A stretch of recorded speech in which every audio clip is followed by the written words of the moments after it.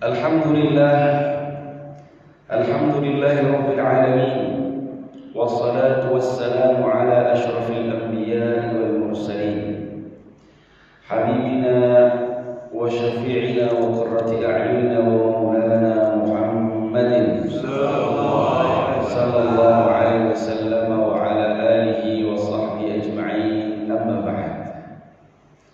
Jamaah Masjid Salat Subuh, Masjid Jannatul Na'im, yang semoga hadirin hadirat di sini Allah muliakan, Allah mudahkan rezekinya, Allah luaskan rezekinya, Allah sehatkan badannya, Allah berikan jalan keluar dari segala kesulitannya. Yang punya hutang Allah lunasi, dan yang sakit Allah sembuhkan, dan yang sedang safar, sedang haji Allah selamatkan. Amin amin ya rabbal alamin. Alhamdulillah, kita bersyukur kepada Allah Subhanahu wa taala atas nikmat hayat, nikmat iman, nikmat Islam yang Allah berikan kepada kita hingga di hari yang mulia ini. Allah Subhanahu wa taala masih perkenankan kita untuk kembali menghirup udara segar, membuka mata dan berjalan ke masjid, salah satu rumah daripada rumah-rumah Allah Subhanahu wa taala, untuk melaksanakan salah satu daripada kewajiban kita, yaitu salat subuh secara berjamaah. Alhamdulillah, mungkin banyak yang tidak sadar, banyak yang tidak mengetahui atau tidak menghitung sudah tanggal berapa kita sekarang ini daripada bulan Hijriyah. Meskipun ada perbedaan pendapat, sekiranya hari ini adalah tanggal 6 atau tanggal 7 daripada bulan Dzulhijjah, artinya kita berada di hari-hari terbaik. Dalam sebuah asar atau para ulama mengatakan afdalu ayyamid dunya, bahwasanya kita hari ini berada di hari-hari terbaik sedunia. Kenapa ini disebut dengan hari-hari yang terbaik? Karena 10 hari pertama bulan Dzulhijjah, pertama Allah Subhanahu wa taala menjadikan 10 hari ini sebagai sumpahnya yang disebutkan dalam surat Al-Fajr, wal fajri wa layalin 'ashr. Wal fajri wa layalin 'ashr, demi fajar dan demi hari-hari yang 10, atau demi malam-malam yang 10. Para ulama tafsir terbagi dua. Ada yang mengatakan adalah malam-malam 10 terakhir bulan Ramadan, tapi sebagian ulama tafsir yang lainnya atau bahkan justru mayoritas mengatakan adalah malam-malam atau hari-hari 10 pertama daripada bulan Dzulhijjah. Sehingga wal fajri wa layalin 'ashr wasyaf'i wal watr, kalau diteruskan wasyaf'i, dan demi bilangan genap. Ditafsirkan bilangan genap itu adalah hari ke-8 daripada bulan Dzulhijjah, Tarwiyah. Wasyaf'i wal watr, bilangan ganjil, itu 9 hari Arafah. Itu semuanya waktu-waktu yang mulia. Ditegaskan oleh Rasulullah SAW dalam hadis Imam Tirmidzi dan juga Imam Bukhari. Rasulullah SAW bersabda, "Ma min ayyamin al-'amalu salihu fihinna ahabbu ila Allah min ayyami dzil 'ashr." Kata Rasulullah SAW, tidak ada hari-hari yang amal solehnya itu lebih dicintai oleh Allah Subhanahu wa taala ketimbang amal soleh yang dilakukan di 10 pertama bulan Dzulhijjah. Ya sekarang ini, dari tanggal 1 Dzulhijjah sampai dengan 10, tidak ada amal soleh yang dilakukan oleh hamba Allah yang lebih baik dari amal soleh yang dilakukan di 10 hari ini. Sehingga para sahabat penasaran, bertanya, "Wal jihad ya Rasulullah?" Apakah bahkan pahalanya melebihi jihad fisabilillah wahai Rasulullah? Karena kita tahu bahwasanya dalam Islam itu puncak amal terbaik itu adalah jihad. Al-jihadu dzirwatu sanamil Islam. Dzirwatu sanamil Islam itu puncaknya amal Islam adalah jihad. Sehingga dibandingkan kalau sama jihad lebih baik mana ya Rasulullah? Kata Rasulullah, walal jihadu fisabilillah, bahkan melebihi jihad fisabilillah. Tapi ada pengecualian, kata Rasulullah, illa rajulun kharaja bi nafsihi wa malihi wa lam yarji' bidzalika min syai'. Kecuali kalau orang keluar berangkat jihad, membawa jiwanya, membawa hartanya, kemudian tidak kembali dengan itu semua, artinya mati syahid. Maka amal-amal yang dilakukan oleh seorang muslim di 10 pertama bulan Dzulhijjah ini nilainya sangat besar. Besarnya melebihi pahala jihad fisabilillah kecuali yang mati syahid. Luar biasa. Sehingga para ulama mengatakan ini adalah hari-hari terbaik dunia. Bahkan lebih baik daripada bulan Ramadan. Bahkan lebih baik daripada 10 terakhir bulan Ramadan. Ini satu pendapat, ada yang mengatakan seperti itu ya. Meskipun ada yang mengatakan Ramadan lebih baik, tapi setidaknya hari-hari ini adalah hari-hari di mana pahala dilipat gandakan. Belum lagi ini termasuk juga masih bulan haram. Wala tadlimu fihinna anfusakum, di mana Allah Subhanahu wa taala mengkhususkan bulan-bulan haram ini menjadi bulan-bulan yang mulia, yang dimana dosa-dosa yang dilakukan di dalamnya dilipat gandakan, begitu juga pahala yang dilakukan di dalamnya dilipat gandakan. Banyak orang yang tidak sadar bahwasanya kita saat ini berada di hari-hari yang terbaik, sehingga lalai menganggap amal-amalnya biasa-biasa saja, sehingga tidak ada upaya untuk meningkatkan amal. Seandainya orang sadar, seandainya orang tahu, niscaya akan lebih semangat beramal, bahkan mungkin lebih semangat beramal ketika dia di bulan Ramadan. Karena tidak ada amal soleh yang lebih baik daripada amal soleh yang dilakukan di hari-hari ini. Maka dulu para sahabat beramal soleh sebanyak-banyaknya. Yang puasa, banyak yang puasa. Dari sejak pertama bulan Dzulhijjah. Yang tilawah, memperbanyak tilawah. Yang sedekah, memperbanyak amal. Terlebih lagi nanti hari Tarwiyah, kemudian hari Arafah, ke-9 daripada bulan Arafah. Kata Rasulullah SAW, "Shaumu Arafah ahtasibu 'ala Allah ayyukaffira as-sanata al-madiyah was-sanata al-baqiyah." Puasa hari ke-9 daripada bulan Dzulhijjah. Sekarang hari ke-6 atau hari ke-7, tergantung kita pegang yang mana ya. Karena ada perbedaan lagi tahun ini, penetapan permulaan 1 Dzulhijjahnya ada perbedaan. Yang penting yang kita yakini itu hari ke-9 daripada bulan Dzulhijjah kita berpuasa. Puasa itu disebut dengan puasa Arafah. Kata Rasulullah, puasa Arafah menghapus dosa-dosa setahun yang lalu dan setahun berikutnya. Menghapus dosa-dosa setahun yang lalu dan dosa-dosa setahun yang akan datang. Betapa beruntungnya orang yang diberikan taufik dan hidayah melaksanakan puasa Arafah ini. Subhanallah. Dosa-dosanya tahun lalu dihapus, dibersihkan. Dosa-dosa tahun depan yang bahkan belum dilakukan sudah dijamin akan diampuni oleh Allah Subhanahu wa taala. Tidak terbayang apabila orang itu setiap tahun puasa Arafah, setiap tahun mendapatkan kabul dari Allah puasa Arafah, maka itu surplus pahalanya. Karena apa?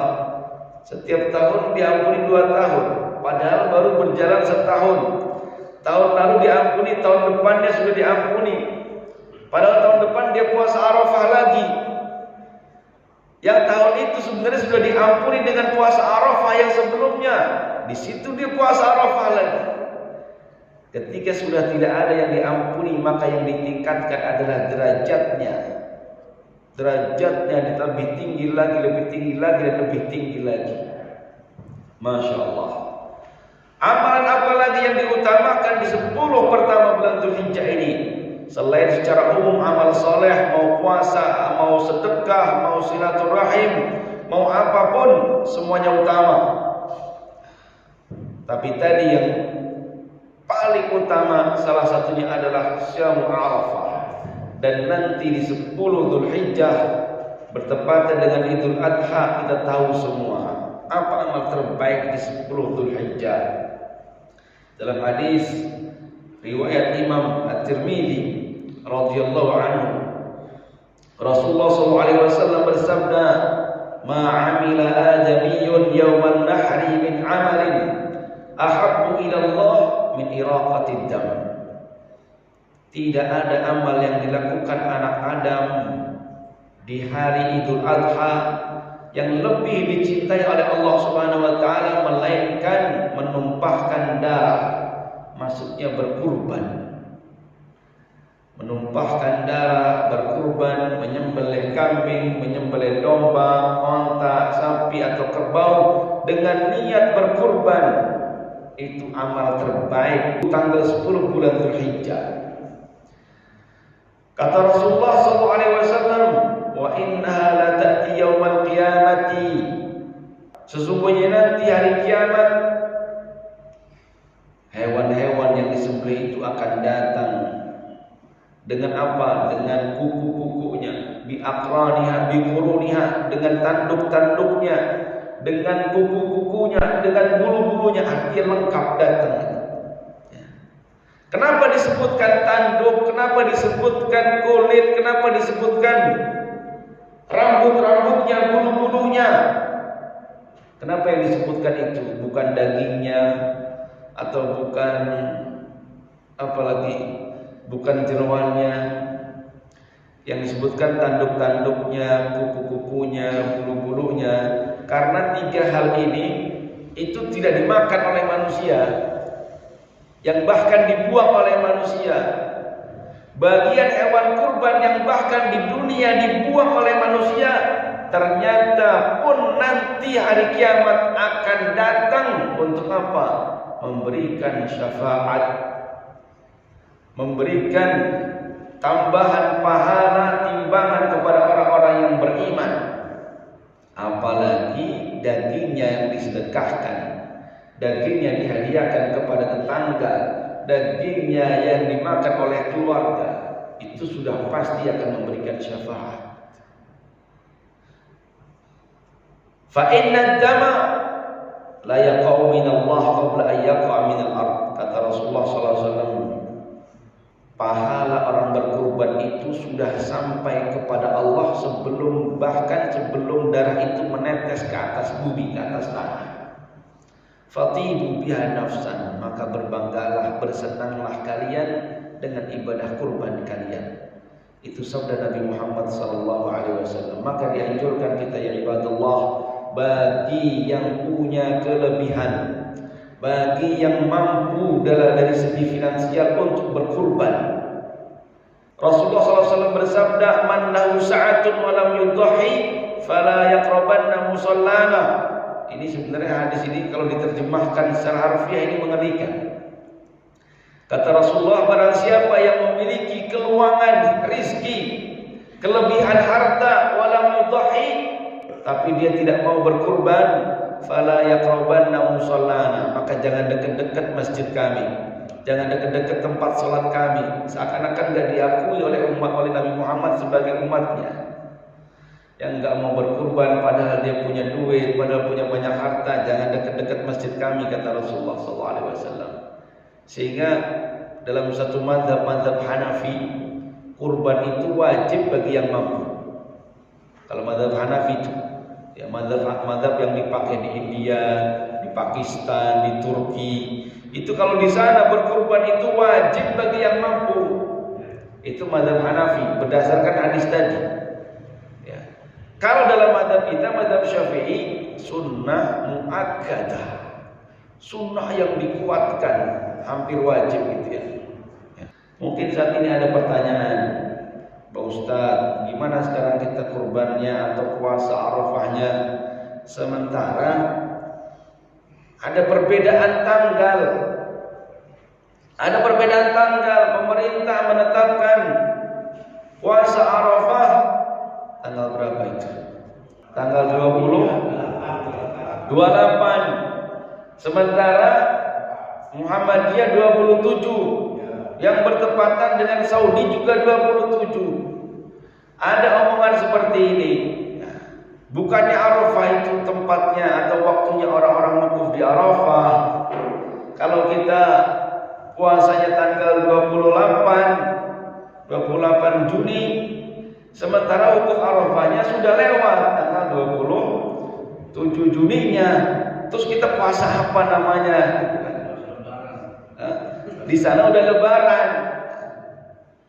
Memang bagi orang awam ini membingungkan, dan repotnya banyak orang yang nggak berilmu tapi ikutan ngomong. Ini susahnya. Banyak orang yang sebenarnya tidak kompeten dalam bidangnya tapi ikutan ngomong, sehingga meresahkan masyarakat. Kata mereka apa? Kalau kita puasanya tanggal 28 sementara wukufnya orang-orang haji tanggal 27, terus kita puasa apa namanya? Kan gitu pertanyaannya. Itu ada pembahasannya jamaah sekalian. Pembahasannya pertama, puasa Arafah itu apakah ditentukan oleh adanya orang yang wukuf atau ditentukan oleh tanggal? Pendapat pertama ditentukan oleh adanya orang yang wukuf. Pendapat kedua ditentukan oleh tanggalnya.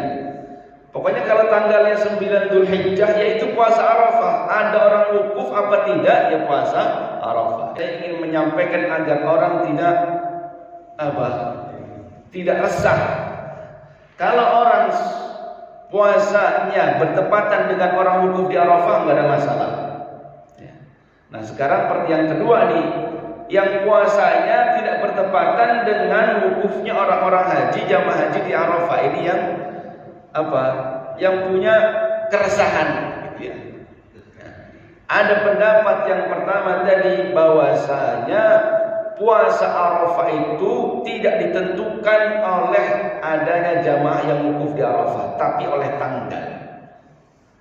Al-Imam Ibnu Qudamah dan Imam Baihaqi, imam-imam yang lainnya ketika mendefinisikan apa sih itu hari Arafah, kata beliau hari Arafah adalah hari ke-9 daripada bulan Dzulhijjah.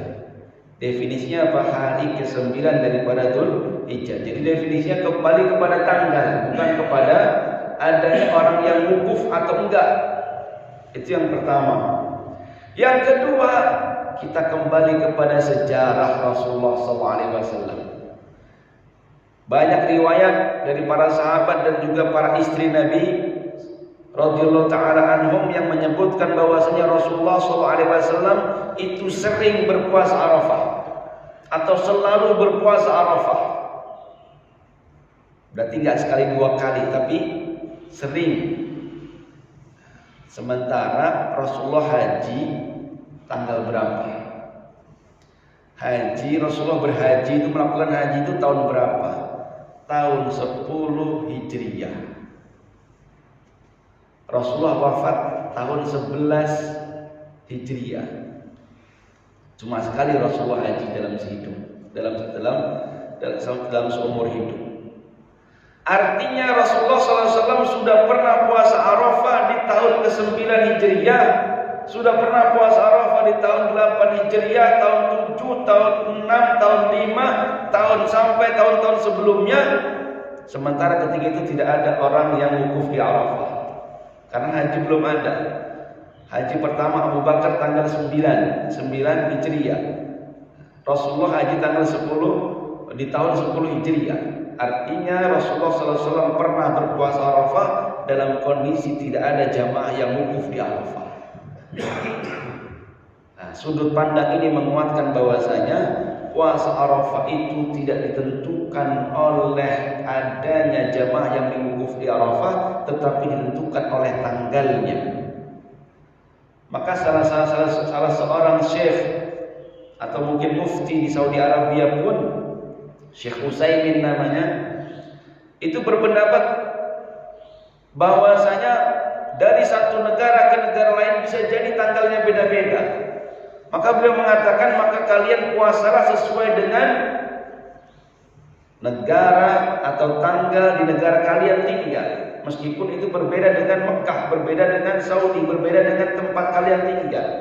Kalau memang di negara kalian puasa Arafahnya tanggal 27, ya puasa Arafah tanggal 27. Tanggalnya, tanggal hijriyahnya. Karena sudah menjadi suatu yang lumrah bahwasanya perbedaan tanggal itu bisa terjadi. Saya pernah menceritakan zaman sahabat Nabi, ada hadis yang terkenal namanya hadis Quraib. Quraib ini dari Madinah pergi ke Syam. Sampai ke Syam, jatuhlah bulan Ramadan ketika itu. Ngelihat tanggal bulan Ramadan, hilal muncul. Kelihatan hilal malam Jumat. Maka hari Jumatnya mereka puasa. Nah, Quraib ini orang Madinah. Setelah itu sebulan berikutnya dia pulang ke Madinah. Pulang ke Madinah ketemu dengan sahabat Nabi Ibnu Abbas radhiyallahu anhu. Kata Ibnu Abbas, ditanya, kalian di Syam itu puasa hari apa mulainya? Kata dia, kami puasa mulai malam Jumat. Kita ngelihat hilal malam Jumat. Saya ngelihat, orang-orang juga ngelihat hilal. Maka saya puasa, orang masyarakat puasa, khalifah ketika itu Muawiyah juga puasa. Nah, kata Ibnu Abbas, kalau kami di sini melihat hilalnya malam Sabtu, itu padahal beda dikit. Syam, Syria, Damaskus dengan Saudi itu kan kalau naik darat beda dikit, kayak dari sini ke Jawa Tengah atau ke Jawa Timur. Yang tidak terlalu jauh aja bisa beda itu tanggalnya. Ya. Di sana 2 Ramadan, di Saudi satu Ramadan, beda sehari. Kata Quraib apa tidak cukup disatukan saja, disamakan puasanya sama dengan khalifah? Muawiyah kan khalifah ketika. Kalau khalifah sudah puasa, ya udah kita ikut puasa. Kata Ibnu Abbas, tidak. Rasulullah tidak menyuruh seperti itu. Artinya beginilah yang Rasulullah SAW perintahkan kepada kita. Apa artinya? Rasulullah memerintahkan kita untuk berpuasa, untuk beribadah sesuai dengan tanggal di negerinya masing-masing. Itu kata Ibnu Abbas radhiyallahu taala. Jadi ini hanya sekedar memberikan pandangan. Ya. Jadi yang ikut pemerintah silahkan, yang ikut yang lainnya atau ikut Saudi itu juga ada dasarnya. Ya. Jadi tidak usah berantem. Ya. Udah kalau pas puasa berbagi bukaan aja, nggak usah berantem. Ya. Insya Allah semuanya diterima oleh Allah Subhanahu Wa Taala. Semuanya mendapatkan keutamaan puasa Arafah, diampuni setahun yang lalu dan juga diampuni setahun berikutnya. Amin amin ya rabbal alamin. Kita berdoa kepada Allah Subhanahu Wa Taala, semoga Allah berikan kita rezeki yang luas, memberikan kita kemudahan dalam segala urusan, sehingga tahun depan, tahun berikutnya dan tahun-tahun seterusnya kita bisa mengunjungi Ka'bah, bisa mengunjungi Masjidil Haram, Masjid Nabawi, berumrah, berhaji setiap tahunnya. Amin amin ya rabbal alamin. Kita doakan juga jamaah haji kita, baik yang kita kenal atau yang tidak kita kenal. Semoga Allah Subhanahu Wa Taala berikan keselamatan, kemudahan bagi mereka semua. Allah berikan kepada mereka haji yang mabrur, haji yang pahalanya adalah surga, dan ketika pulang ke tempatnya masing-masing seperti bayi yang baru dilahirkan. Amin amin ya rabbal alamin. على هذه النية وعلى كل نية صالحة إلى حضرة النبي المصطفى رسول الله صلى الله عليه وسلم. الفاتحة. أعوذ بالله من الشيطان الرجيم. بسم الله الرحمن